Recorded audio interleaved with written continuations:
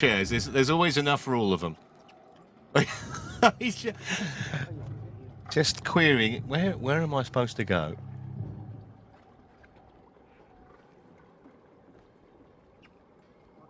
They won't go without him. Or they could just move, that's what, yeah. Just move the bollard. Well, they're away. He didn't get much time to readjust there, did he? He got a good starting spot, though. Yeah. I don't think that was probably his plan. There might have been one spot short there. I have to go back and do a recount. Well, there are 66 of them and they're away. And remember, this is a sprint event, so just the one lap. And the first buoy is around about 330 metres, so just before the halfway point is when they'll go around the first buoy. And, you know, in mid-division, as it were, there's a fair bit of bumping and barging potentially here with a field of this size. Yes, some quick arrowheads start to form, exactly like the women's race.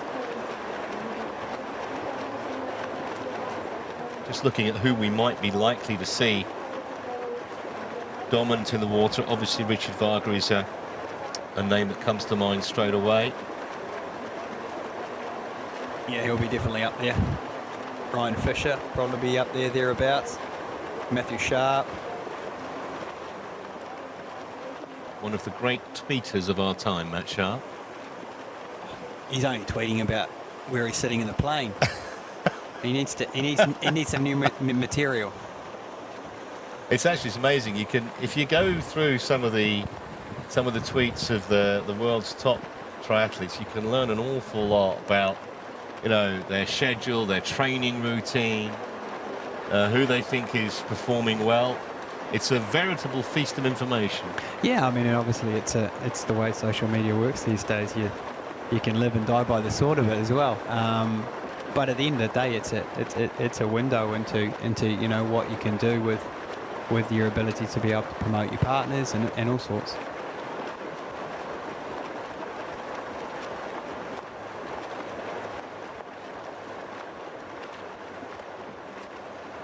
So as you can see, there's looks like Richard Varga's stroke, if ever we saw it, powering ahead, and he's not even going to let people sit on his feet by the looks of things. You can never forget that stroke, you know, the old hook arm. There's a lot of pull action going on there when you got an arm that goes in the water like that. It's a very individual style, that, isn't it? And we've seen it so often through the years on the WS Tour in particular. Of course, he trained with the Brownlees, didn't he, famously for the Olympics in London? Who adopted a very similar style, or Richard adopted to their style, whichever one you want to look at. You know, that they're just very efficient. The cadence is high. They sit high in the water. You know, they breathe mostly every single stroke, so they're keeping their heart rate regulated. It's not this bilateral breathing, or it's all about cadence and getting through the water. Making it look very, very easy. We're only 3 minutes in, and already there's clear water between the Slovak and his nearest pursuer as they come to the first buoy. So we're nearly at halfway. This is going to be quick, this swim. And it's just about now that we could see some fun and games around this buoy. It looks actually they are, at the moment, reasonably spaced out in terms of width-wise, but a couple getting involved just on the right-hand side of your shot came together. Yeah, it's always tricky around the buoys. You know, one point you're trying to get around there as quick as you can, and you're trying to do your best to not be swimming on top of everyone. And at the end of the day, everybody knows that if you're swimming on top of somebody else, you're not moving forward. So the better swimmers are trying to avoid that if they possibly can. And wasn't it the athletes themselves, Chris, like a year or so back, or maybe a bit before that, that actually requested that there be, you know, almost more officials in the water just to make sure that nothing untoward was going on? Yeah, obviously we've done. There's been a few things that have changed in that sense. And one of the things is the officiating on the swim course.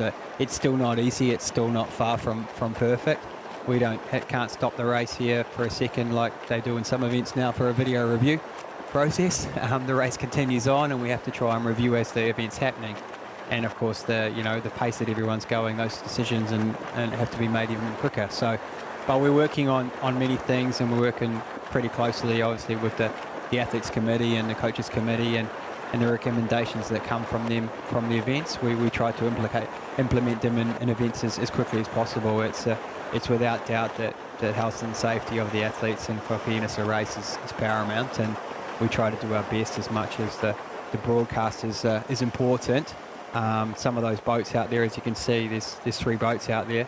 2 of those boats are aligned with officials, and they're going to be filming the coverage of the swim, looking for any indiscretions.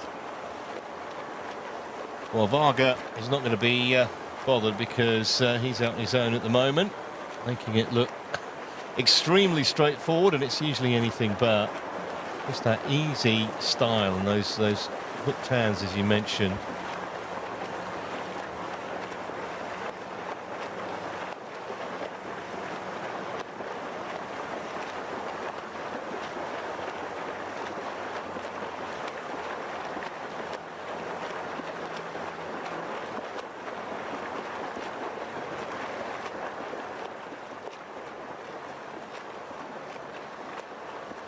Should point out to viewers that the reason Chris is so well informed on exactly what they're trying to implement these days is that he's now working with the ITU, and it's got to be a good thing. And it's not buttering you up, but it's got to be a good thing that someone who, you know, was a top-class athlete is now back involved with the sport, because you can see it from both sides. You can see it from the athlete side, you can see it from a kind of a marketing and a broadcast and an organising side as well.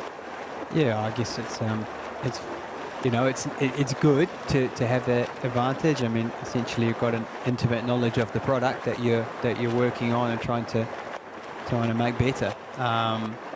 There's many factors to it, and you know, with every day I learn even more in what I need to be doing on it, and how we need to be helping and pushing the sport forward. And there's many levels of what we can and can't do at any particular time. But one thing that we, you know, inspire to do, and from the perspective of staff at ITU, is always hold the athletes in number one, and that's really important. And this is you know, the officiating around the course. As you can see, the official up there, yep, with the camera filming the swim, and this footage will then be reviewed by the officials on site, on ground. They'll come off the boat, they'll have a quick meeting here, they'll be able to take a decision if there's any at all that needs to be taken, and then this will be placed on the penalty board, and then the athletes will be notified and will have to serve a penalty. So, you know, it's not that they're out there obviously preserving the safety of the side of the sport as well. They're actually officiating at the same time. So out the water, inside 7 minutes 40. That's really quick from Varga. Diego Moya is also right there with the Slovak, and it looks like there are kind of 4 of them, and then there's a bit of a gap. Yeah, big Matt Sharp there, in 4th place, I think it was. We saw in the women's race that initially there was a quartet got away, but only briefly. Like Huffman maybe, and Spanish athlete might be Antonio Surratt, I think it could be. So I mean, again, a nice group, but same as in the women's, that if they work, they need to work, and they need to work straight away, and we will be able to see if they're committed. Otherwise they'll sit, they'll wait, and eventually they'll be caught. Yeah, work straight away to get away, be the mantra. Let's see if they can do it. And in some ways, they don't want to move too quickly here, Richard and Diego, because if they drop the other 3 or the other 2, depending on how it is, then that's 2 more people that they haven't got to do any turns. And it looks like Huffman's been, I think it was Huffman, looks like he's been dropped. Yeah, so Moya, Varga, Surratt and Sharp. Just looking down to see where some of the bigger names are. Ryan Fisher came out the water 11th, 23 seconds back. McDowell right behind him. Griffold not far away.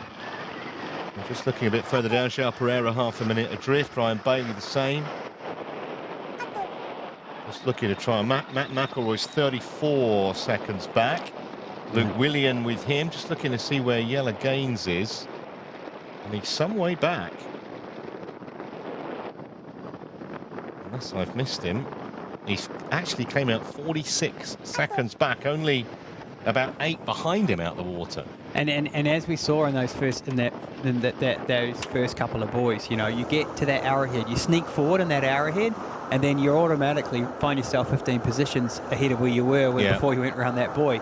You miss that opportunity to sneak through and you're at the back, then you lose those 15 or 20 positions. So whilst he might have been swimming the same pace as the guy that came out in 20th, he's essentially 20 places behind him because he couldn't get around there that camp.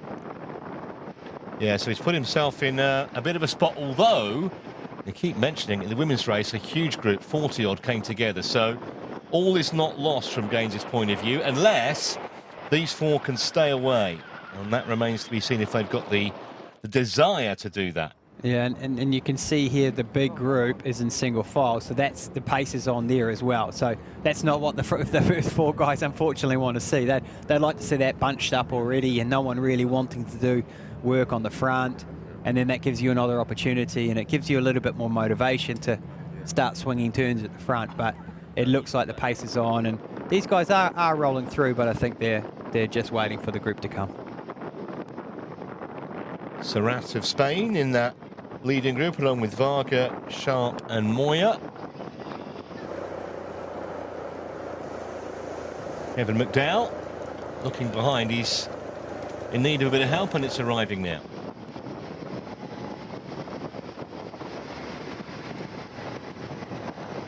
And the tricky thing you've got here too is you've got someone like Antonio Serrat, who's just come off I think the first race of the new Spanish Pro Tour event, which has started to happen in Spain, which is another series of, you know, quick fast triathlon that they're looking to do there.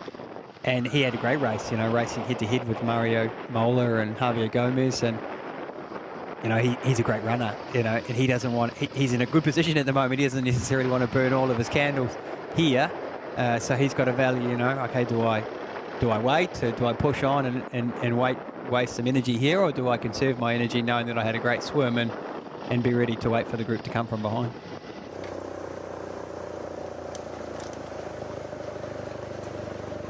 Well, here is the chasing group. Ryan Bailey on the front. Bailey and McDowell and a whole host of others. They weren't going up there super fast. They were a little bit of looking around. So there's still an opportunity for these guys, but I mean, Richard seems fairly committed, but as you can see, there's not a lot of rolling around and not a lot of flicking of the elbows. Communication's not at the highest point yet. Well, from his point of view, I mean, he would accept that there are quicker runners in the sport. So if he can be part of a group that gets away, he's certainly going to improve his potential finishing position considerably. No, totally. And I mean, you know, Richard's obviously been a renowned swimmer, and that's what we know him for. But he can run, and you know, when you train with Alistair and Johnny Brownlee in their Olympic build-up, of course you're not just doing sessions by yourself all the time. You know, he knows the quality of running. I mean, this is a decent gap, you know, and in a lot of races like this can be a gap that you would get away and you can be down the road. But the question is, are they going to commit? Because if they don't commit, then they will inevitably get caught.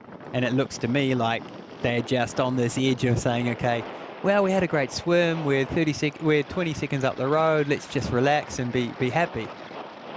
But if they actually just dug in and just got stuck into it and they make 40 seconds, the big group will sit up.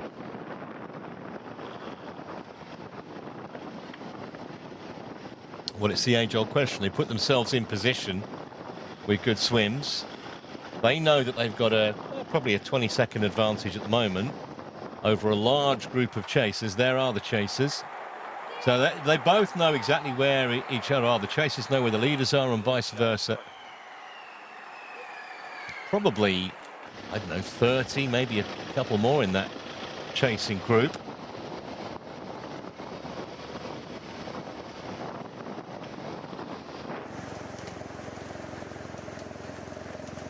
It's Brifford at the head of it. Andreas Schilling also right there, along with Illy of Brazil. I heard what we were saying at the start of the show, Chris, about, you know, it's coming towards the end of a long season. Fair to say that like different athletes tend to peak at necessarily different times of a season, or how do they kind of gauge it? Because it's hard to be right at your best. We've seen it with Katie Zafiris all year, but she's probably superhuman. With some of the others, we see little peaks and troughs in their form. Yeah, I think just the younger athletes or the less experienced athletes have bigger peaks and troughs. The more experienced athletes that have like a lot of miles in their leg, if they have an injury or they get sick, they don't have to like rush back to training because they've got a lot of endurance already in their system. They can sort of, take a few days off here, they actually freshen up. Sometimes it can be a blessing in disguise to get a little bit sick and be a little bit under the weather because you just get a forced layoff. And you're racing just about every week, or you have an opportunity to race every week if you really wanted to. Some people do it. I mean, there's no way I would have been able to do it with the way I used to train. Some people train with like high intensity. Some people train with longer endurance type training. It varies on the type of athlete you are and where you are continually all the year.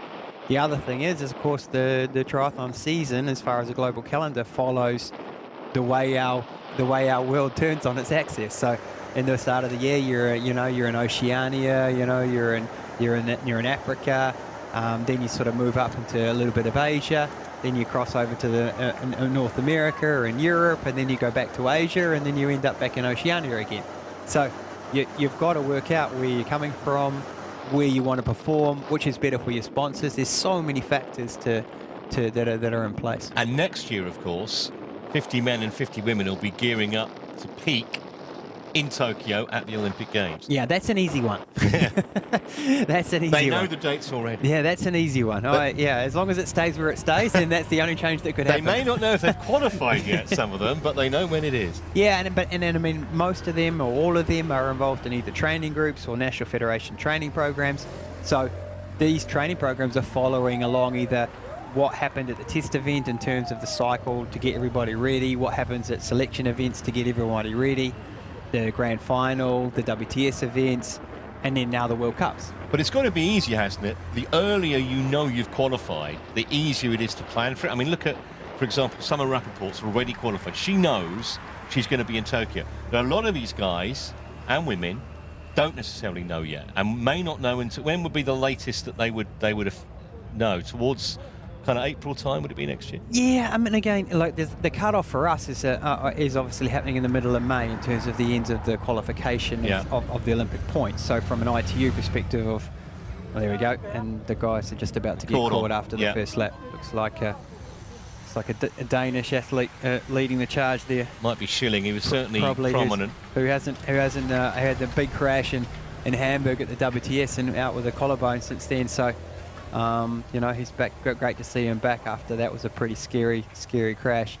But yeah, it all comes down to the selection criteria and what the National Olympic Committee are asking. And at the end of the day, that's the thing that probably is the complex part of it that most people either don't understand or struggle to understand. It's not the athletes that are choosing. It's not the National Federation that's choosing. It's the National Olympic Committee that are ratifying a process that the National Federation are saying is the best one. So there's many factors involved in terms of what that will actually be, and then that will determine the timing of the selection. So the men's race, following a very similar pattern to the women's, we had 4 or 5 early, and there's Jelle Gaines right back in a prominent position.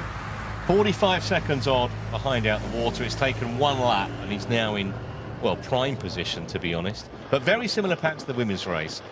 4 or 5 got away early, couldn't make the breakaway count, and now we've got a very large group of men riding together on the second lap. Yeah, and this is what we kind of said would happen, and then now it'll come down to the point where, like the women's race, will somebody be, willing to have a dart off the front, or will you have, someone that will take on that role like Nicholas Spurrig and just keep the pace high, and he end up, in a situation where, keeps everything on a high level and doesn't even give anyone an opportunity to get away. 54 men in that leading group, 54 of them. Just looking to see those who aren't in that leading group, and no big names at all. So all the main protagonists are in this very large pack. It's going to make for a fast 5K. Well, you'd think, you know, Yella Gaines would be very happy now, not just because he's managed to make up a fairly significant, or what looked to be a significant deficit out the water, but we know how quick he is in a sprint race. That's a good view from there on that cable car. Yeah. If you are not particularly familiar with what Gaines has done this year, as we look at... I think it's Joel Pereira. Yeah. Having a little dash off the front. I don't know if that's something he's used to, well known for doing. He might be feeling like he's got some good legs at the moment. and you know, these are the opportunities. You know, there's people that, of course, in the race, you think to yourself, well, I don't necessarily think that's a good person to go up the road, but the guys might be saying, okay, well, not, you know, haven't seen Joel Pereira go off the front in a race many times before. Maybe, okay, we'll just let him go out there, let him dangle out there, see how he goes, and you can steal a march. You know, it's happened before. They probably didn't know who Casper Stornis was in the WTS in Bermuda either. They did after that race, they didn't did. they? Yeah. Well, Pereira, I remember, had that golden period, didn't he, on the WTS a few years ago. He finished second in Chicago and Stockholm, beaten by Gomez both times, and then third in London, beaten by Mola and Murray. So, you know, you're in the absolute highest echelon of the sport. He's 31 now, Joel Pereira. He was fifth at the Olympics in Rio, so no, he's a very experienced, top-class athlete. And he really good in the heat. Like, really can go well in the heat. So, like, I think he did well in the Tokyo Test event as well. You know, he will be somebody, you know, what might not be on everybody's radar, but there'll be people within the men's field that'll say, okay, well, he's still one to watch.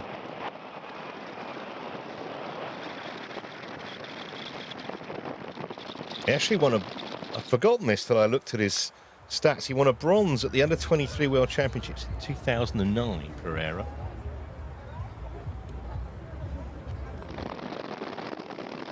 Can't get much lower than that. It's a confidence thing too, you know, like, I know he's had some injuries and, you know, things haven't necessarily gone to plan for him this year, and he's tried a few comebacks and so forth, and, you know, sometimes you just take your chance, you know. You take your chance out there and you see what you can do, and if you see an opportunity, and he's clearly seen one here, you take it. And I think I don't think it'll come to anything, to be perfectly frank, but I think it sends a message, you know, sends a message to the guys that, you know, he's feeling better now, and you know, when it comes to the run, he might still be a factor, even if he's dangling off the front now. Well, also, I mean, someone of his age and experience, and we mentioned he's had a good Olympics, he's won a few races in his career, he's got nothing to lose. He may as well make a statement of intent like this and just see what comes of it.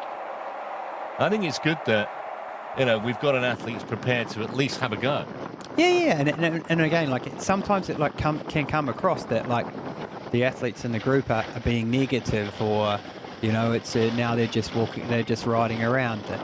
But it's part of the decision that they have to make as an athlete. If they choose to do that, then they make this decision. But there'll be some athletes that this will be more advantageous to, and others that, okay, they're merely passengers in this scenario anyway. So they're using their spikes, going from, you know, like, they're not sitting at like 200 to 350 watts average, like maybe in a non-drafting race, sorry. But in a non-drafting race, you know, you can have spikes from 250 going into a corner around 150, then bang up to like 1,000 or 900.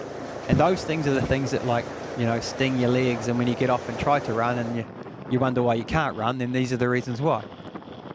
That was Jason West of the States we saw a moment ago, number 47.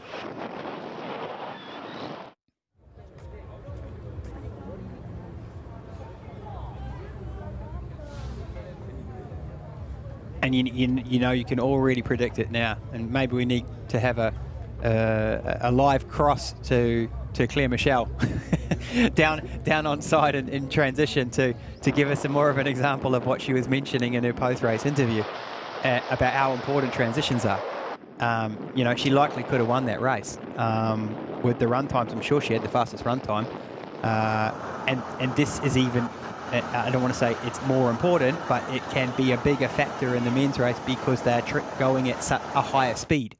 So to go that 10 or 15 seconds too slow out of transition, you go from trying to run a 250 in the first K to try and run 235. I mean, you're practically dreaming. You run 235, you're going to explode in a million pieces by 3K. Yeah. So you've just got to be in the front. You've got to be close to the front. No one's coming from behind and doing a negative split of 5K and winning this race. It's not going to happen. It's Willie of Brazil.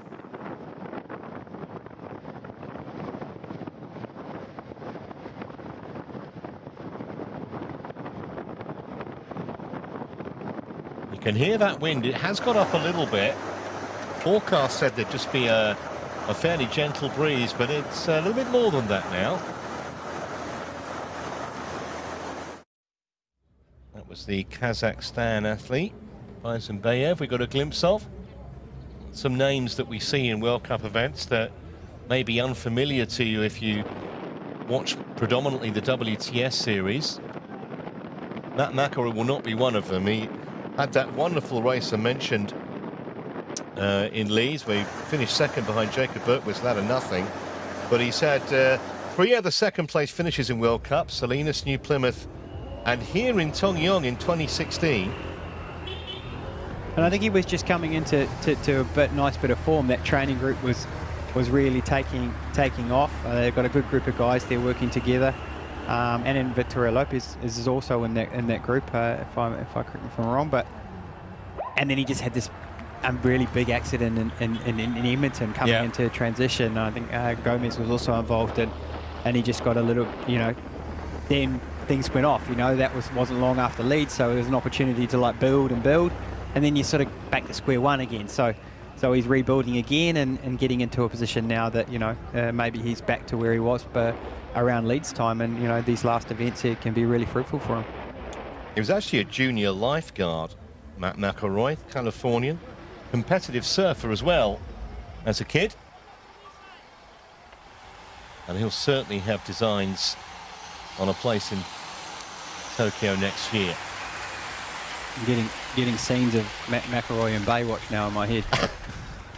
Trying to imagine him in a pair of red shorts. Different era to Pamela Anderson, I think, for sure. So they're pretty much around about more than halfway on the second lap. And in fact, coming right through transition with 1 lap to go. So 6.5K, only 27 minutes into the race. This is quick. It was a really quick swim. 7:40 odd, I think, in the water.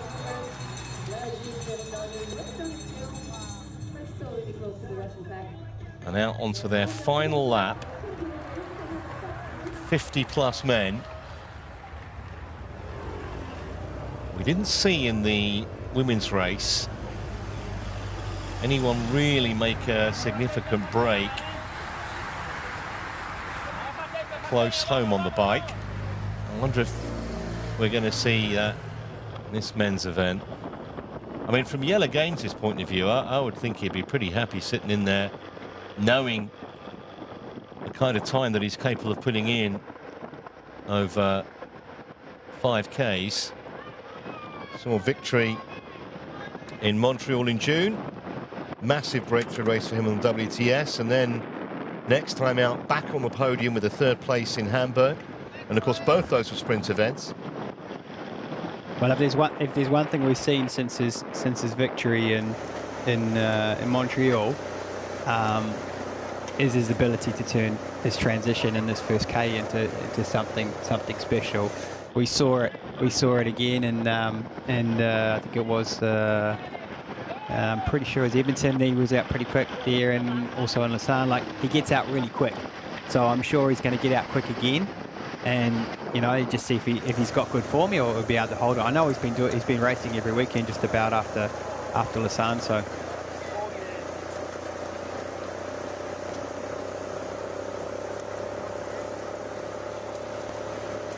Diego Moya, who was one of those in that initial little group of 4 that held the lead for, well, pretty much the first lap only. It's a good thing that the course is pretty wide when you've got more than 50 of them in that leading group.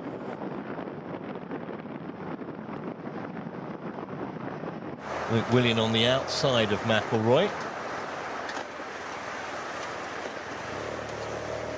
And there'll be a few of them will be trying to move up, and they'd want to do it pretty quickly. They wouldn't want to leave it too late because, you know, it only takes the pace to go on. You can see it's a little bit, they're jockeying around a little bit at the back there.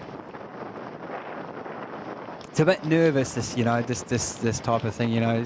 It's 57 guys. It's not like a bike race where, you know, you see pelotons of, you know, 80 to 100, 100 plus. And in that, you've got 7 or 8 of the same team, you know, and they're moving as teams. You see them move as teams, you know. You see the colours of the team kit and so forth, and they're essentially protecting the individuals that they're trying to protect for the general classification, the riders that are going to try and win the overall. Here you have, even though the athletes are racing as some of them in their countries, they're racing as an individual. So everyone's trying to take their spot, and no one's protecting anyone else, and it's a, you know, it's a little bit Wild West. Well, also, you know, for those towards the back of this pack, when they come into transition, assuming that they're going to be nearly 60 strong, you can get a whole load of traffic, and all kinds of stuff can happen. No, exactly. And being at the back might at this point in time might have the biggest draft, but as you can see, you're still having to get out of your seat and keep your position.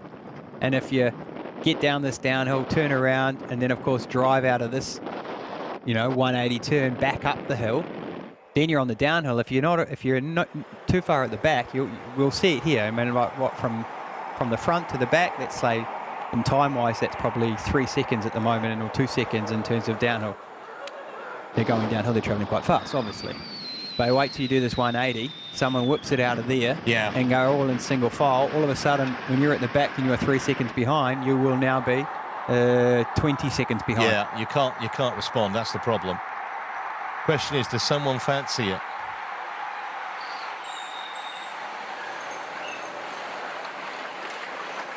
So here you go, you'll see some that will be almost at a dead stop. You see the ones at the back here. So these guys are accelerating away at the front, and they're only just going around the corner. Now they're 80 meters behind.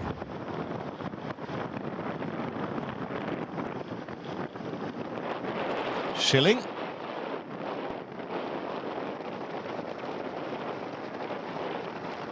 Surratt's still riding at the front. As you can see, they're still in single file at the back. They're trying to get back on, but they're bunching back up again. And actually, Surratt's look like he's doing a little bit of an effort here.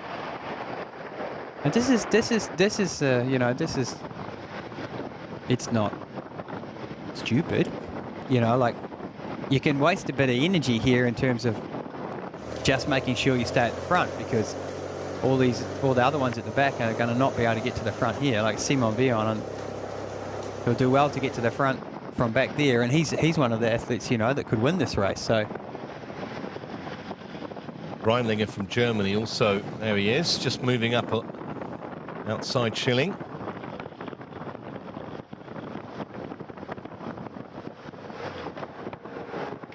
Well, it's going to be potentially a fascinating 5K run, because it doesn't look like anyone's going to break away on this final lap. Just strung out a little bit more than they were, though, as you can see from that overhead shot.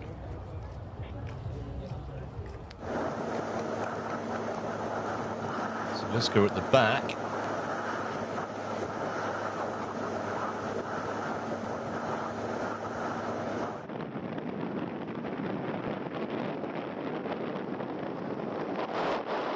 It's the Swede, Sandor.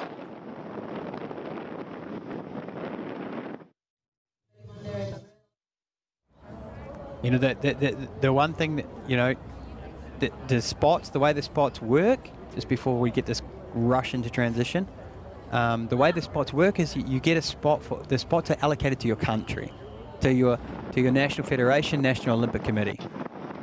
These athletes, like for example, like Gabriel Sandor, like he's not competing against anyone in Sweden. He's competing to get Sweden a spot in the Olympics. Yeah. And if you get Sweden a spot in the Olympics, it doesn't mean it's Gabriel Sandor's. It could be somebody else. But the likelihood is it would be. But then if you take a bigger federation, like the Americans, for example, they will have 3 spots, most likely.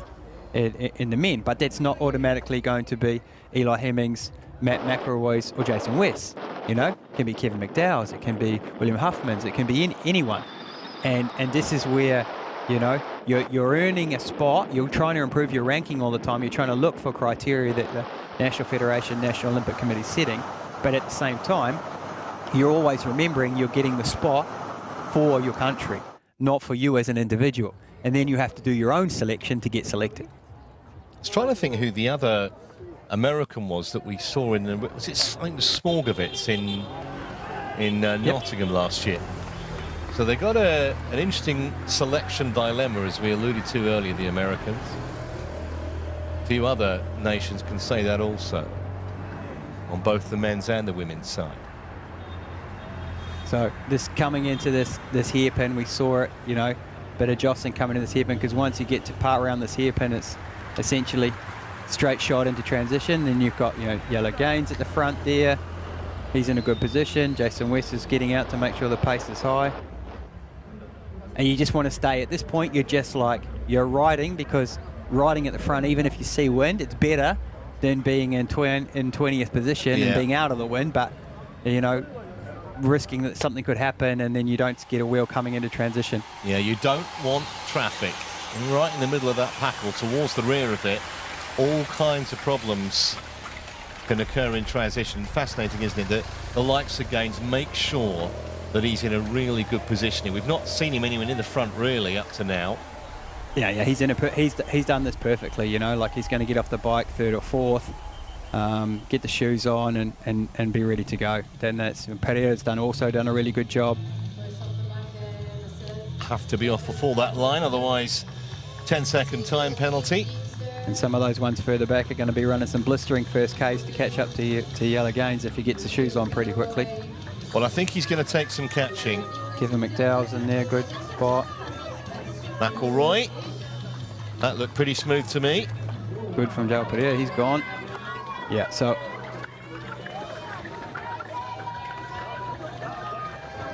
let's just take a look. So, for example, I'm looking from the shot here. Matt McElroy probably coming out of transition in 12th, 14th, around there. That might not look like too far back. That's still enough that it's going to sting a little bit just to get up there. He's doing a good job to get into his work quickly. They've closed a lot quicker up than obviously than the woman. So big group, but you can see how fast those ones at the back. Look Surratt here, Kevin McDowell on the right hand side, Varga. They're full steam, you know, to try and get to the front. Look at that. Max Studer. Just a sea of legs, isn't it? And remember, you know, this part that they're coming up to now, it's so tight, you know, it's single file, and if you're not already in the front, there's no way you're going to get to a point where you can pass anyone until you get down past that front straight, going past transition again. Remember, this run is 2 laps of 2.5 kilometers each. It's going to be a very quick time. That's Castro. I mean, this kid's got a ton of talent, but he's very, very hit and miss sometimes. You know, he won back, if you remember, in the World Cup in Salinas, I think it was, last year, and had some injury problems. But when he's good, he can fire and he can run. But you know, he needs to. All the things need to be clicking. Well, he's feeling confident, clearly. Onto the front early. They're nearly going faster than the motorbike. But that's what I mean by, you know, like, look, they're just in single file. There's nothing you can do apart from follow the person in front of you. So you've got Matt McElroy, you've got Adrian Brifford, Yellow Gaines, Pereira, Castro.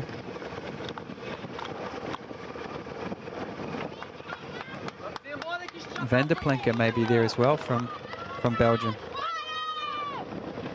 Or maybe De Keyser. I think it's Van der Plinker.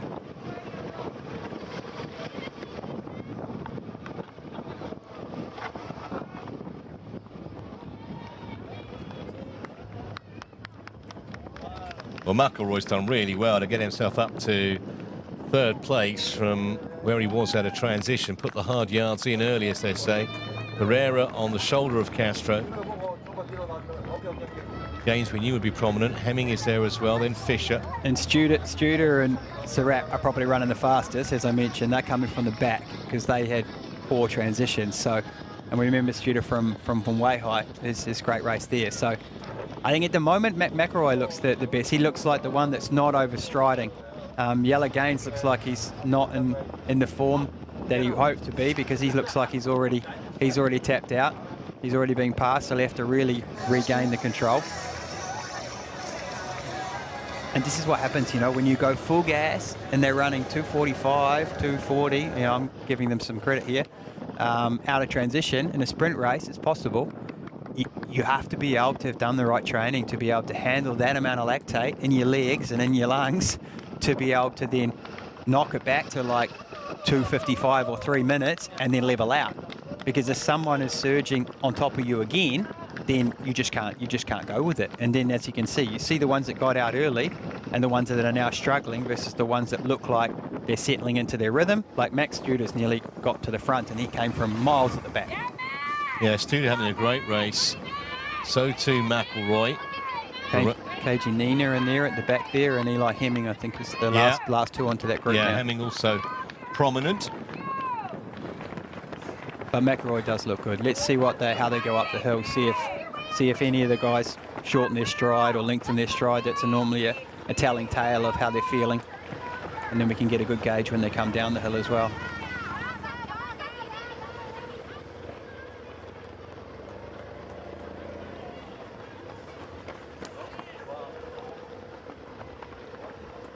Pereira also looking strong.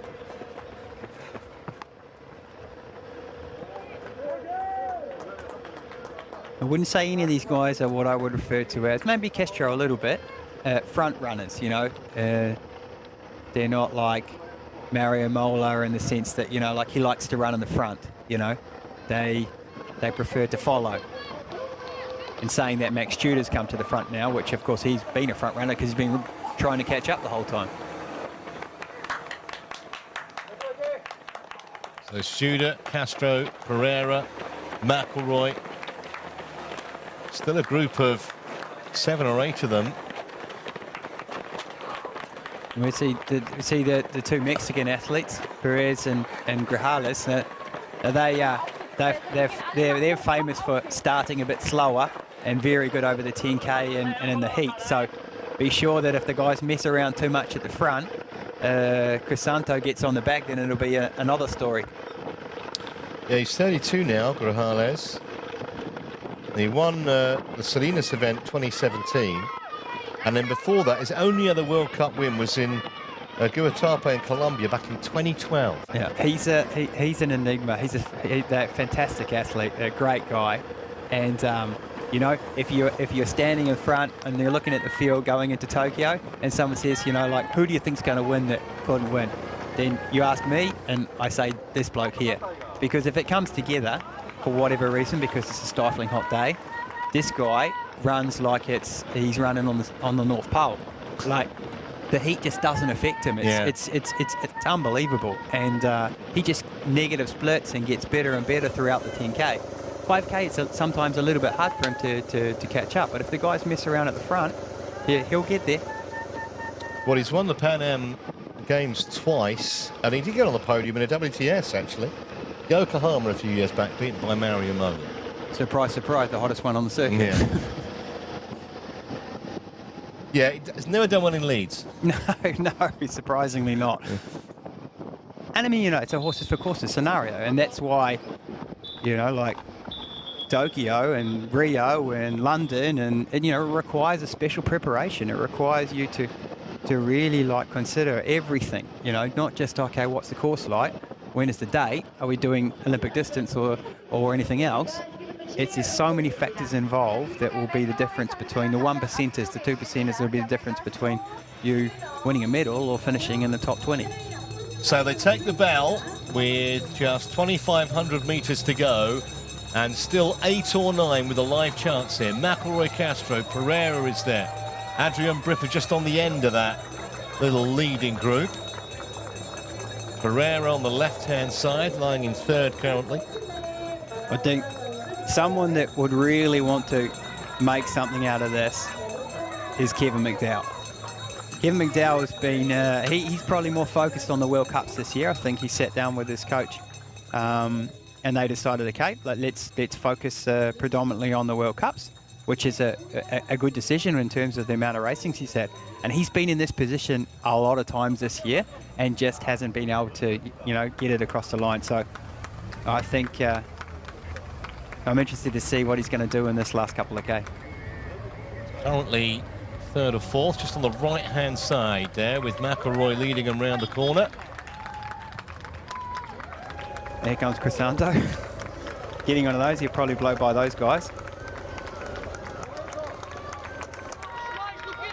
I think he'd be too far away to get up there and challenge these guys, because I think some of them are sitting and waiting. McElroy's lengthening them out again. But if it was 10K, we'd be telling a different story.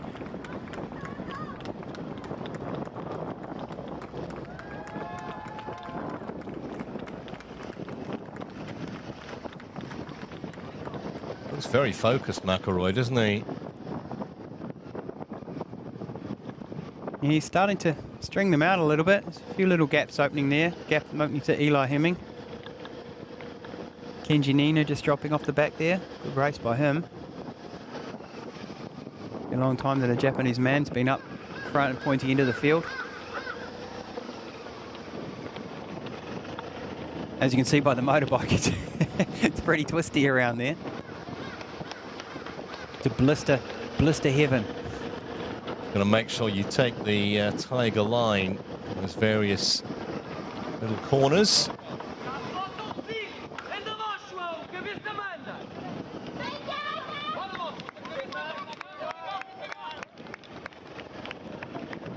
So McElroy and Castro and McDowell. Yeah. Kevin's entering in that zone of he does not quite sure what he's going to do here again.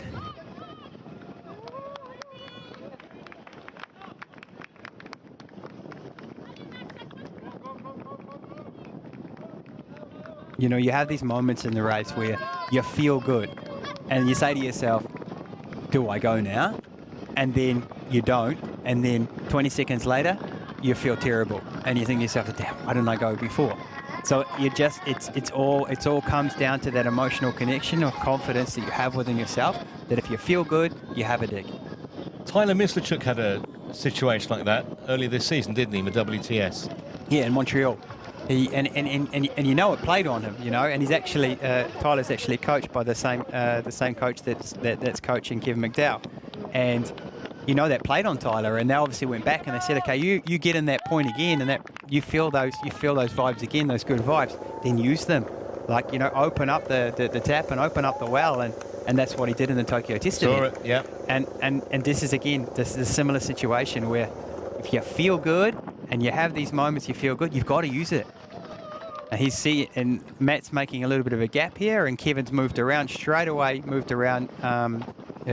and back onto McElroy's shoulders. So again, Kevin looking like he's got the ability to close gaps and move to his gaps, but I do like the way Matt's controlling this race. Castro still there in third, and Studer is around about 5 or 6 meters back in fourth place, but looking like a good day for the Americans here.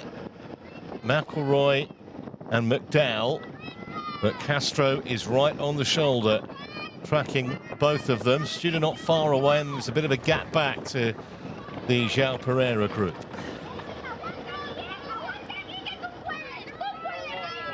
McElroy's, I don't think I've seen him look back once. Study of concentration. Looks like it.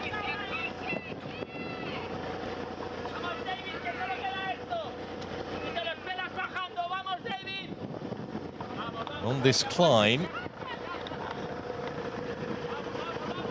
no change in the order. Still, you could almost throw a blanket round that leading trio. I think Studer's starting to feel the pace now, back in fourth. Just a little bit of a gap opening. Let's see how they run downhill. But again, you see Kevin, he just has these moments where he looks like he's gone and then he gets back on. And that's, And Matt's accelerating again out of the corner. Like, Matt really looks like he really wants this one. Well, I think we know our medalists. The question is, in what order? But McIlroy, with a real statement of intent here. Poof, gone. That is impressive. That really is. In the blink of an eye, he may well have settled the issue here. And I imagine he'll be, if he gets this over the line, he'll be fairly emotional. You know, like I said, I think he was showing what is possible in his lead result. And you know, I think we all know that we know the pace he can run from coming from a track background. It's taken him, you know, this amount of years to get some strength and endurance from the swim and the bike. But being able to use his weapon, that's something that I don't think he's been able to, you know, really show. But it looks like it's getting to that point in the progression of his training where now he feels confident that if he wants to run fast, he can run fast. Well, he's never won a WTS event. He's never won a World Cup event. That potentially is about to change here for Matt McIlroy. And he's done it in a really bold fashion. Decent enough swim, was obviously in that large leading group on the bike. Went out straight away on the run. And he's just never looked back. Once he got in front, he hasn't been headed. And now he's opened up it's a chasm. The battle's on for silver and bronze between McDowell and Castro. And Castro can sprint, so you know, Kevin want to be a little bit clever here and make sure that he doesn't too much leading into the finish. Well, it's a real statement of intent from McIlroy to the American Federation. I'm sure Barry Schiff will be watching somewhere, who heads that organisation. As he comes onto the blue carpet, looks behind, there's absolutely no danger to Matt McIlroy. The 27-year-old Californian is going to win this by a really comfortable margin. A first World Cup victory, and he's done it the hard way, and Castro is out-sprinting McDowell. The Spaniard comes home for silver, and it's two Americans on the podium with McDowell home in third. Yeah, that was pretty dominant the last kilometre. Actually, most of the run, you know, he got to the front after, and he just controlled it. Grahala's there, coming fast for the finish. Sagev, big finish for him as well. He's an improving athlete for sure.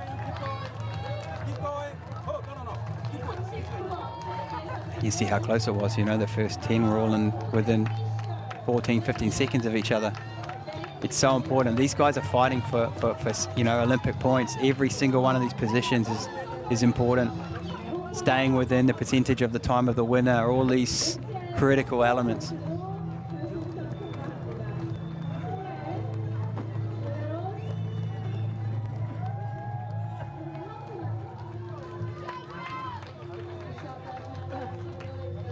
We knew it'd be a quick time.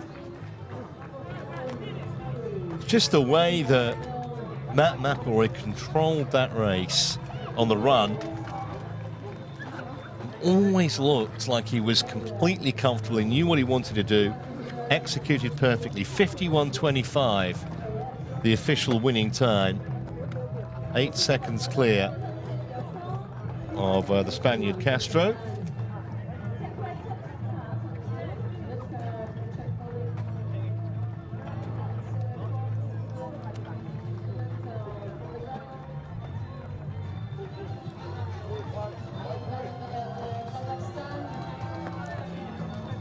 And we're only elapsing to just under 2 minutes now, and you've pretty much got 8% of the field. And I mean, that's sprint racing, you know, it's fast, it's close, and you still got athletes sprinting here. Great day for the Americans. 3 of them in the top 5, with Hemming finishing 5th. Just wasn't yet again's day. Grajales ran himself up to 8th in the end. Luke William down in 17th might be a tad disappointed with that. Matt Sharp in 29th place.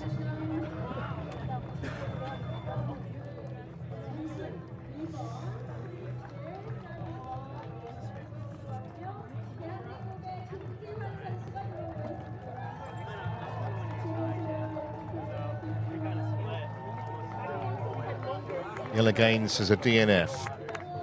Yeah, it didn't looked good to start off with, but it Well, Well, let's hear from the winner. Here's Matt McElroy.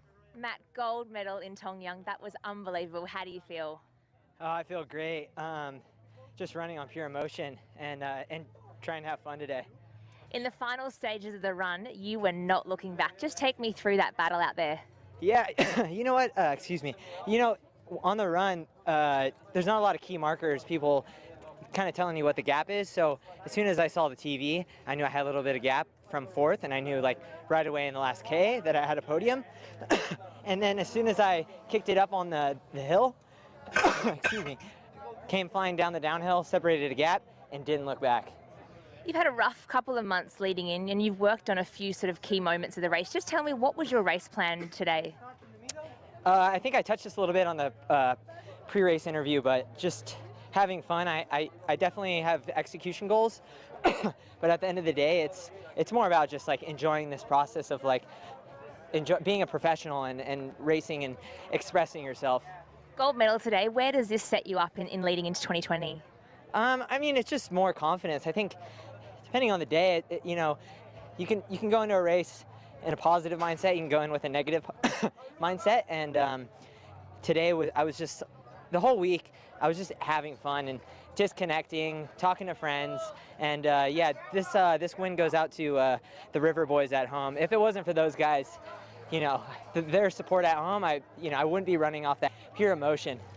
Finally, the World Cup Tour takes you to so many incredible locations around the world. What's so special about Tongyeong? I think it was like one of my big breakthrough results 3 years ago. So it actually means a lot. And just the culture, you're so disconnected from the Western world that you get to really embrace like the South Korean, you know, culture. Gold medal, Tongyeong World Cup. Congratulations, Matt. Thank you. Interesting, he mentioned that silver medal in Tongyeong he got 3 years ago.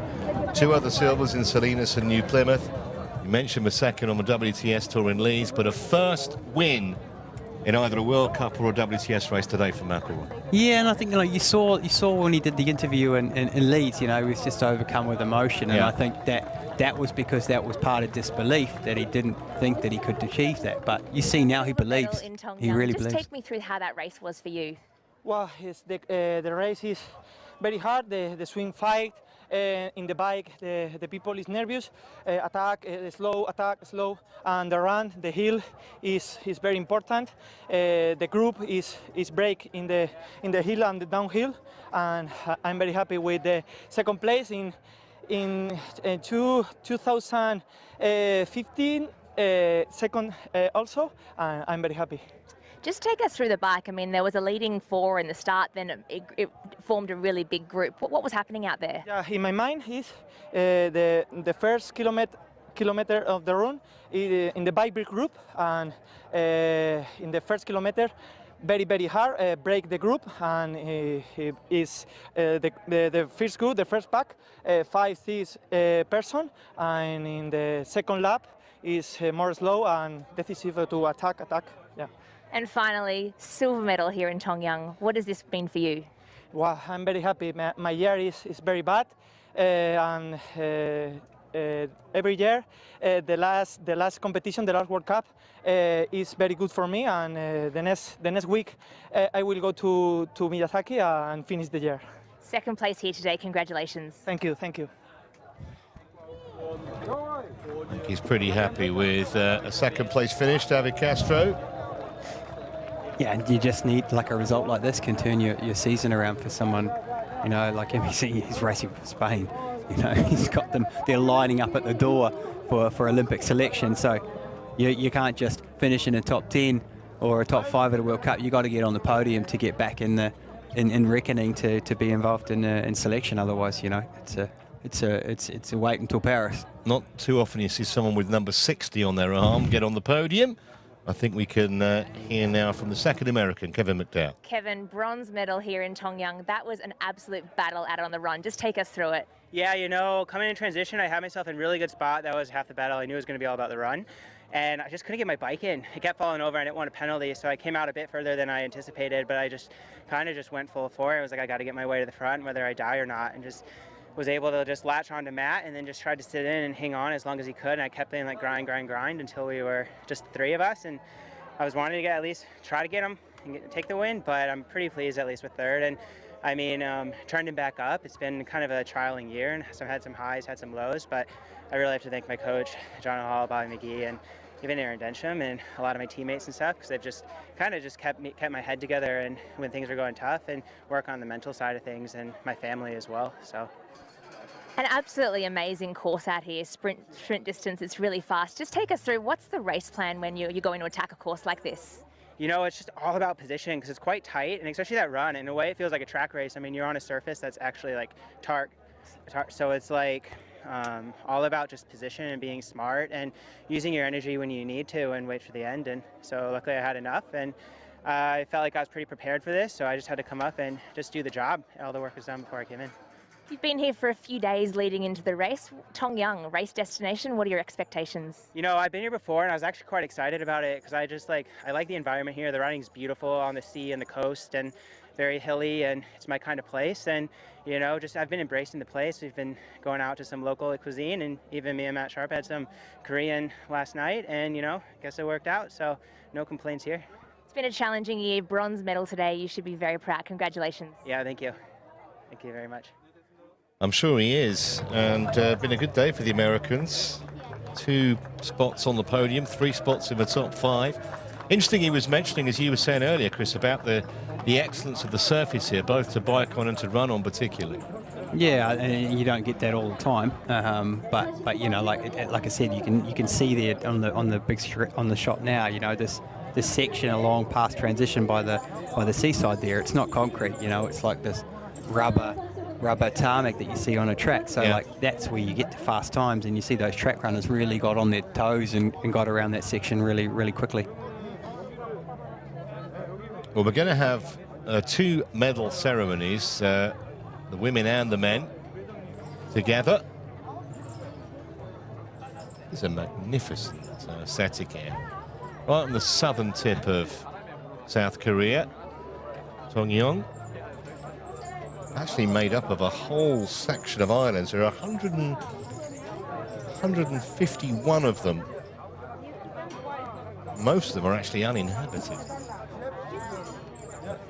We've been blessed with ideal conditions as well, weather-wise. It was hammering down with rain yesterday, but the sun's come out today, and it's produced some pretty good racing, both in the women's race and the men's race. Still 3 more World Cup events this season, starting next week in Miyazaki.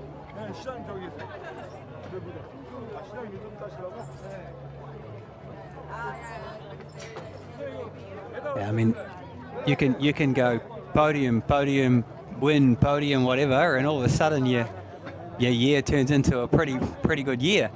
You have a good break over the Christmas period, and you start your training again reinvigorated, and you look forward to, you know, joining all of your peers again and getting stuck into the pre-selection camps prior to Tokyo 2020. So, you know, it's how you do your season, and it's what your priorities are in your season, where you are in your career, where you are in your athlete development, and the coaches are having to balance that all the time, you know, because the coaches can have in a group, they can have, you know, say 15 to 20 athletes, and 10 of those athletes could be regular WTS competitors, and the other 10 can be, you know, competing on the World Cup circuit. So they have to figure out, okay, within the training programs, how these training programs work, how the athletes come to a session, and it can be, you know, more focused on, okay, they need to race well at the AJ Bell World Triathlon event in Leeds, not the weekend afterwards at the ITU Antwerp World Cup in Belgium. So there's this process of like how the groups are divided and where the athletes are, you know, want to send their focus. And this is what the planning process is at the start of the year. Planning, preparation is absolutely all, especially as we move towards an Olympic year with Tokyo uppermost in our minds. They're just setting up the podium for the first of the 2 presentations, which of course we're going to bring you, and we'll bring you live action from the last 3 World Cups of the year as well. And then of course next year the World Cup season gets underway, as to the WTS, which starts in Abu Dhabi in March.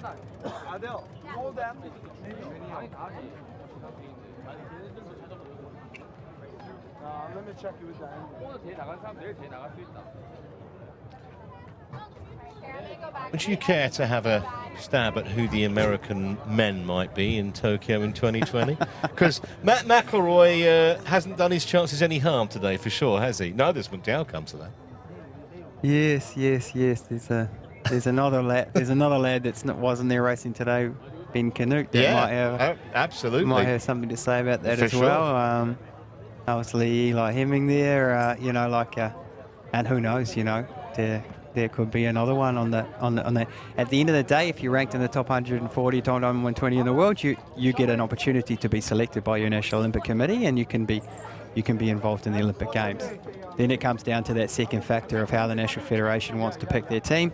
If they want to pick their team solely based on the elite aspirations in terms of the open race, or they're looking at more of a mixed team relay perspective. So then this is when all of this comes in. So guys like Matt McElroy, Eli Hemming, Ben Canute, Kevin McDowell, you know, and I've missed some, forgive me. Schmorgovitz. You know, they've all got their chance, you know, and the high performance program will be pretty clear, should be pretty clear by now, on what their best chance is and how they should look to put themselves in the light to be able to be available for selection. I think it'll be So I didn't actually answer your question. You know, you just named all the Americans. I think it'll be absolutely fascinating to see how, you know, what criteria, not just the American Federation, but several of them, how they go about choosing which athletes are going to go in this kind of balance between the individual race and the first ever Olympic mixed team relay. Yeah, exactly, and it's the same for everyone. And you know, you can see that the national federations that have derived projects together. And maybe I'm speaking from a bit of a biased perspective here, but you can take the Kiwis as an example. They seem to arrive to the mixed relay events with a very young team. They've got some experienced athletes that might be more involved in that program at the end of the day when it comes to selection, but they're using the opportunity to give younger athletes the opportunity to race in this type of environment, that WTS environment, which is essentially accelerating their development while keeping them in the bounds of, okay, we don't want you to throw you too fast in there, but we want you to be able to give you a sort of controlled environment where you're not racing amongst everyone, but you're racing with them. Yeah. And this is what the obviously the mixed relay can do, is it gives you an opportunity to get in that situation. Obviously, in national federations that, you know, have the ability to now have, you know, other events, other opportunities and other events. There's Yella Gaines there, talking through doing the debrief, the famous athlete debrief in the transition area. It's you want to be doing the debrief in the anti-doping room, or you want to be doing the debrief in the recovery area pre to going on the podium, not in the transition area, unfortunately. Yeah, it just wasn't his day today, but he's going to look back on 2019 and have very fond memories of it after that brilliant win he had on the WTS Tour in Montreal. So as they continue to just set up the podium and get the athletes to that particular area, wait to obviously bring you those medal ceremonies. We probably just heard on the address they've sent out an SOS for Sandra Dode. We got a gold medal for you, and we would like to put it around your neck, please. I'd say she's in the anti-doping. She'll be doing her processing, and they'll be hurrying her through as quickly as possible. She's around somewhere. Formalities that are not to be hurried.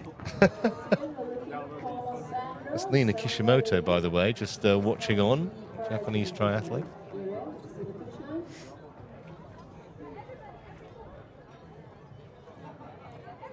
They may have sent out a search party for the women's race winner. It's not her.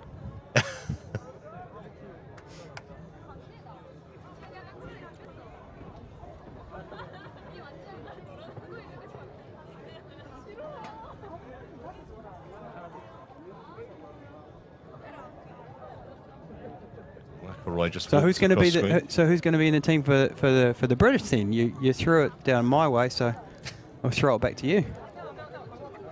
Well, not obviously, as you can see, not many represented here because, of course, their program is run in a little bit of a different way. But well, I'll actually answer your question. Okay, fair enough. And this is not necessarily what I think myself. I think it's who the federation will pick. And I already feel like you're not answering the question. I have no knowledge of this. I have no inside information. I think Taylor Brown and Leah Month, definitely. And probably Vicky Holland will be the three women. I'm assuming that Alistair Brownlee's not going to go. Clearly his brother will be there. Alex Yee, obviously. If for no other reason, well, he's a brilliantly exciting triathlete, and I think relay-wise extremely useful for the British team. And then...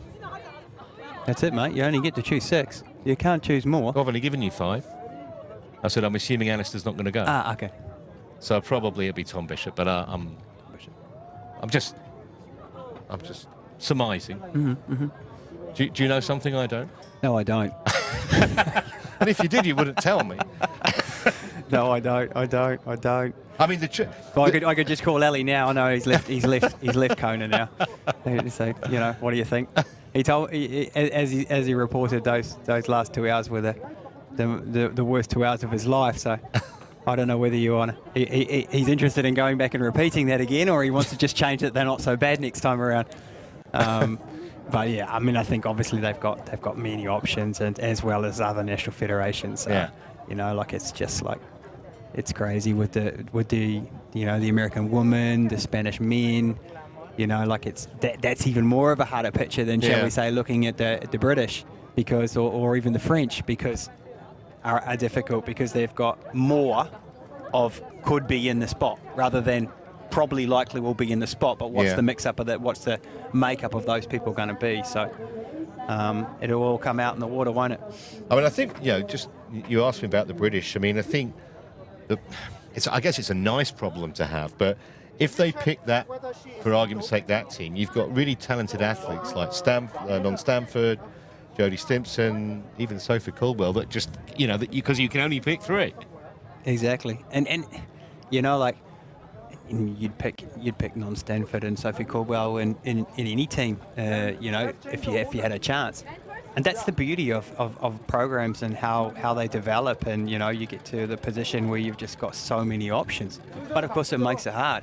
I've been on both sides of the ledger. I've been on the side of the ledger where you're pretty sure that you're going to be selected and then you don't be selected, and then I've been on the side where you're scrapping around for selection and you make the selection for yourself, and you come away with it. You say, okay, that's pretty good. Like I selected myself. That feels great. But it's hard, it's hard when you're trying every day to want to be there, and at the end of the day, it can be seconds, hundreds of seconds that separate you from going to the Olympics and not going to the Olympics. But everyone gets up in the morning with the same idea. Everyone knows that can be the case, and I don't think any athletes would have it any other way. I don't think anybody that competes at the Olympics wants a free ticket.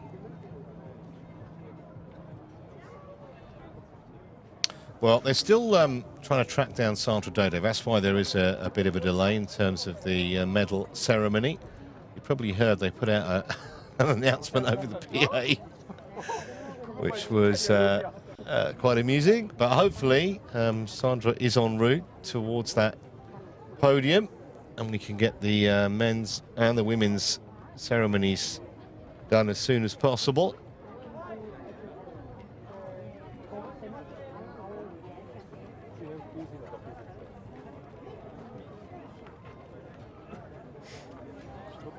Whilst we were talking about the relay, Chris, let's just have a let's just spotlight a few of the nations that potentially got. I've got straight away USA, New Zealand, France, and Great Britain. Australia got to be in the mix as well, haven't they? Probably. Definitely. Yeah, because they got probably Burt Whistle on the final leg, who's phenomenal. So that's 5. Any dark horses should be put in that list? You're looking very tight-lipped. Yeah, I think that's you know, those are your ones, I think, that are you know, they've either put their hands up at some race at any mixed relay series that we've had at the World Triathlon events this year, or they, you know, they've got, like I said, if you don't have the A, then you've got the A1 team or the A2 team that will be able to fill those gaps. The other teams rely on those athletes being selected, being able to, you know, and recover in time. It's enough time, you know, there's 6 days between the race. It's more than enough time to recover. But, you know, what is the priority in terms of the training, I'm saying? You know, does the National Federation say, okay, we've got more of a chance over here, so let's prioritise your training a little bit more in this scenario? Just explain this to me again, because you did at one point when we were having a soft drink somewhere in the world on the WTS tour. In terms of how it works with athletes and selection, the balance between the individual and the mixed team relay. So let's look at a nation that's going to have, France is going to have 3 men and 3 women. They can pick obviously any 2 from each gender for the mixed team relay. If a nation only has 2 women or 2 men, they have to pick those 2. They can't have another guy stroke woman waiting in the wings. No, it's in the same way. So in the same way that you qualify National Olympics committee spots essentially as an individual, in the individual Olympic ranking, you do the same in the team ranking. So within the qualification, the team ranking, that particular NOC is getting a spot. What it means is that, for example, I'm picking a random country here. Yeah. Hungary have at the moment 2 men in the ranking, in the world ranking, and 1 obviously in the individual. So at the moment they don't have a team. In the individual ranking, Hungary don't have a team. But if Hungary go to Chengdu next year in our last qualifier for the mixed relay series, and they finish with enough points to be able to be ranked in the top 8 teams in the qualification, then they get a team, which automatically means 1 spot on the individual ranking is saved for Hungary. i.e. Hungary then have an additional person as an individual come into the individual ranking, meaning they can have a team. Otherwise they wouldn't have a team. So there's spots that are saved that have been taken away, and not taken away essentially, but put in a different basket for the mixed relay country spots, not just the individual. So what it will end up being is that if you take the start list now of the Olympic ranking from individual, maybe there can be like 14 teams or 13 teams that can already be standing on the start line, i.e. 2 men and 2 women from the ranking situation at the moment. But by using the mixed relay series ranking with the individual ranking, we might add another additional 2 or 3 teams. So we could have 16 teams standing on the start line. I was almost looking at you in the same glazed way I used to gaze at my physics teacher, but anyway, I hope you're paying attention at home, because there will be a short quiz about that afterwards. Meanwhile, Sandra Dode has arrived, which is good news. It means we can get on with the women's presentation ceremony. And the winner of the bronze medal, representing Belgium, Claire Michel. And we heard from Claire transition issues, but she looks happy enough with a podium place. Yeah, I've already seen her. I've noticed on the fast ways of the world of social media already that her coach has alluded to the fact that she had the fastest run, but unfortunately finished in 3rd. So he obviously got the message that she sent down at the end in her post-race press conference. So, you know, it's one of those things that they'll go away and work on again, and hopefully she can fix it before Japan. Well, you talked very early about the 4th discipline, and it proved crucial. Meanwhile, Ayueda, a gold last year here in Tongyeong, silver today, still going strong at 36. You'll struggle to find an athlete that smiles more than I. She's generally just super happy and just a pleasure to be around. And it looks like Thomas Toth there doing the athlete who's the chair of the athletes committee and represents the athletes committee on the executive board, who was racing in the men's race, so he's done a quick change. Nothing like multitasking. No. Sandra Dode, big day for her. A gold for the French woman, and a terrific tussle she had with Ayueda on the run. Finally came out on top, close home.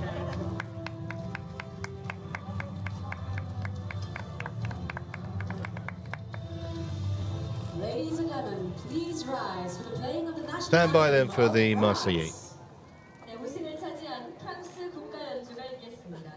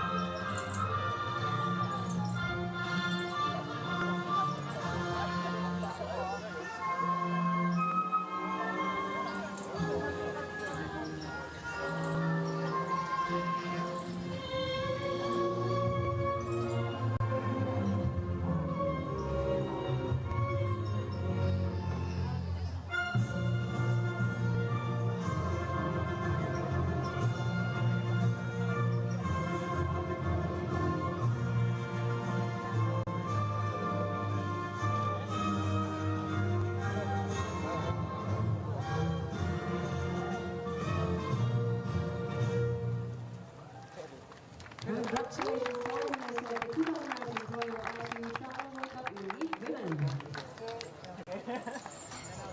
2019 통영 ITU 트라이슬론 월드컵 대회 엘리트 여자. So they're going to pose for a few photos. 잠시 사진 촬영 진행하고요. 이어서 엘리트 남자 시상을 진행하겠습니다.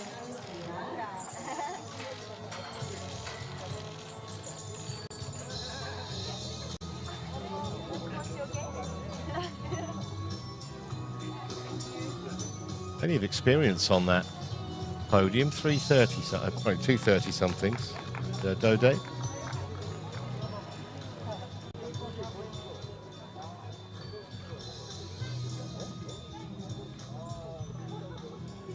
So we are going to have shortly the men's presentation.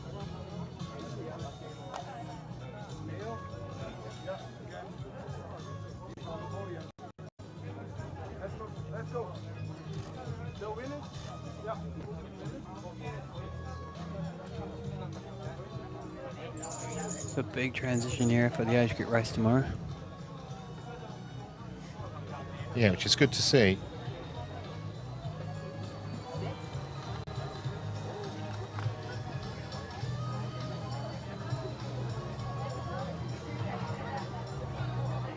Quick reset to the guys getting ready to go out there and get their medals.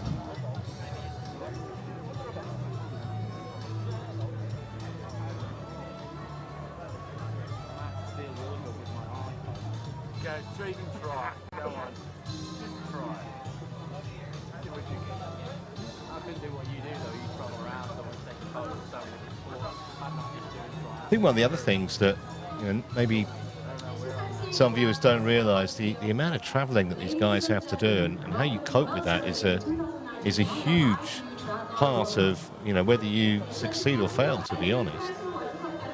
Yeah, and it all comes down to the planning too, though.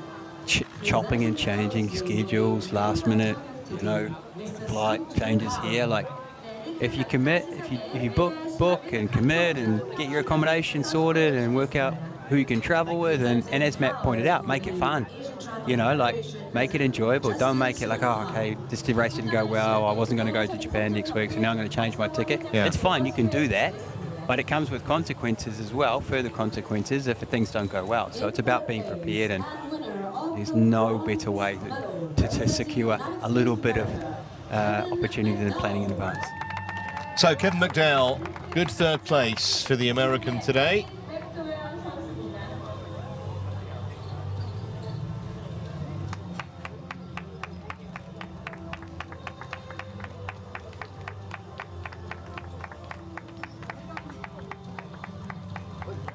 There were 6 or 7 men in contention when they went round and took the bell at the end of the first lap, but soon after it became a three-way battle, and not too long after that it was really only a question of whether Castro or McDowell would get silver because McElroy had gone. But that's a great podium for David Castro.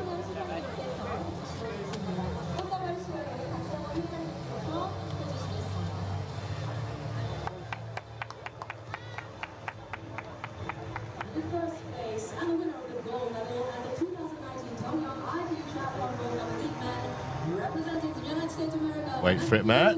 Elroy. First ever win on the World Cup circuit for McIlroy. Now let's see, let's see if this really kicks him on now. I think, like I said, I think we could have seen that with the result in Leeds, but had a bit of a setback. But let's see if this is the point now where he just keeps growing and growing and gets more confidence.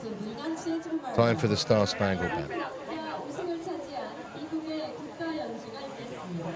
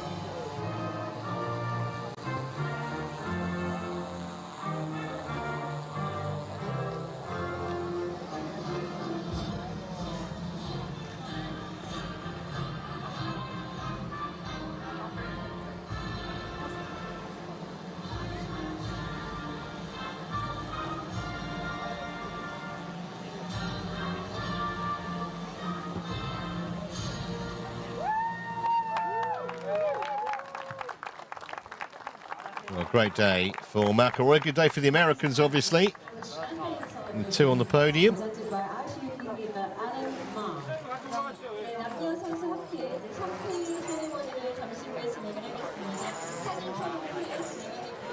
we've got a couple of officials on there, getting in the photo with the three medalists. Justin Park, president of ASTC in Asia and also executive board member. 샴페인 세리머니가 끝난 척에 오마르 주니어 시상식을 진행하고 있습니다. 주니어 입상자분들께서는 시상대 앞쪽으로 지금 바로 와주시기 바랍니다. Happy chappies.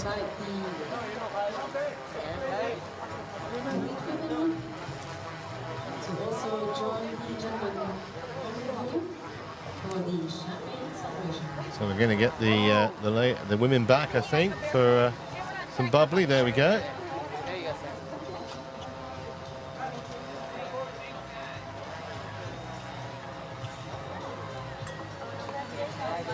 I think Ayuela could stand on the top step and McIlroy on the second, and he'd still tower over, wouldn't he?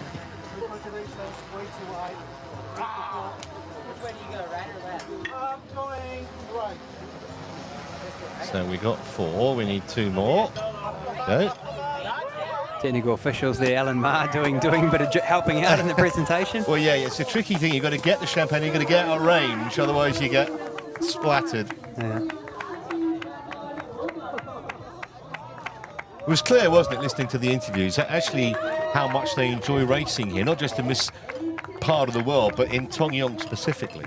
I mean, like I said, it's been 20 years now, and we've been coming here for a long time. And as an athlete, when you come back to venues, you familiarise yourself after a few years, and you know where the good training is, you know where to eat, and even though it's obviously you're taking yourself out of a comfort zone in terms of local cuisine and things like that, that's quite difficult to sort of merge yourself into from wherever you're based. You know where to go, and you feel comfortable when you arrive there. It's not like you're just getting dropped in the middle of nowhere and you don't know anything about it. So I think, and as you can see, look at it. It's like some of the pictures that everybody was posting in terms of the riding around there looks fantastic, and it doesn't look very bad, does it? It looks fantastic. The racing's been fantastic. I hope you've enjoyed it at home. Just our closing headlines. Sandra Dode wins the women's race for France. Ueda and Claire Michel also on the podium. And a great day for the United States in the men's race.